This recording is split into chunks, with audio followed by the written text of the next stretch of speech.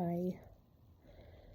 So, this is totally hard, but I want to try to read this for you. It's just some raw emotions. I wrote it on September 25th, the day you had your check-in with your oncologist and let you know that the path forward was hospice. And this is not like polished or anything, but I want you to just maybe hear how I feel about you and how much I love you. And I just want you to know that. Okay, I'm going to try to read it. Today is a day I will never forget. It feels like a time period marking before and after, like 9/11, losing Glee. Today hit me so hard. It's actually crazy how I didn't see this coming. I thought because she was fighting so hard, she would just, she would just continue. Yesterday she told me she was in extreme pain, spasms, cramps. She thought she would stop chemo, 37 rounds. I felt relieved she didn't have to suffer through chemo anymore.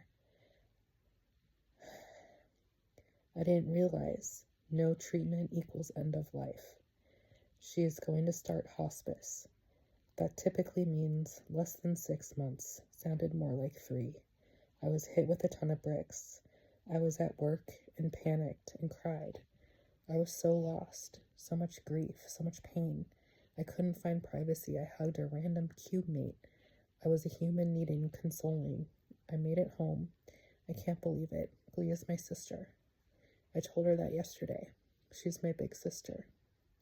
I admired her my whole life, thinking she was so cool. Cool to love New Kids on the Block, wearing double-layered socks, wearing her bangs in a hairsprayed straight-up wave, going to prom. I just remember thinking, wow, she's so cool, such a teenager. Then she became the #1 salesperson in every company she ever worked for. Damn, impressive. There's so much life there, so many memories. Her coming to visit me in San Diego for Jackie's 21st birthday. That was our first Fisher Girl trip. I remember my janky apartment shower head hurting her nipples. We were sisters, we talked about nipples. These last 2 years do not define her, but they did prove how much of a fighter she is. A badass fighter, mentally fighting off her cancer during 37 rounds of chemo. How horrible to sit through all those bells, people ending their cancer treatment, being cancer-free. What torture, but she kept fighting. She did a bucket list trip to Nashville. She had to stay at Margaritaville, even though she just thought it was a radio show. And I assumed it was the worldwide chain of resorts. When we got there, she was like, nice hotel. How did you pick this one? What? Your one demand? We laughed. We ate nachos, dressed up, wore crazy light-up cowboy hats, looked Marin meets country. We ate candy, called maintenance, threw axes, ate gummies. We did Nashville right. We officially became the Fisher Nashies. Being a Fisher girl is a category all on its own. #1 qualification, chutzpah.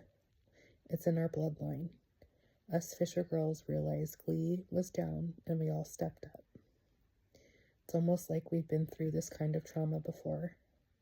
Throughout this journey, I've seen so many parallels between Glee's battle with cancer and our Uncle Rob's battle with AIDS.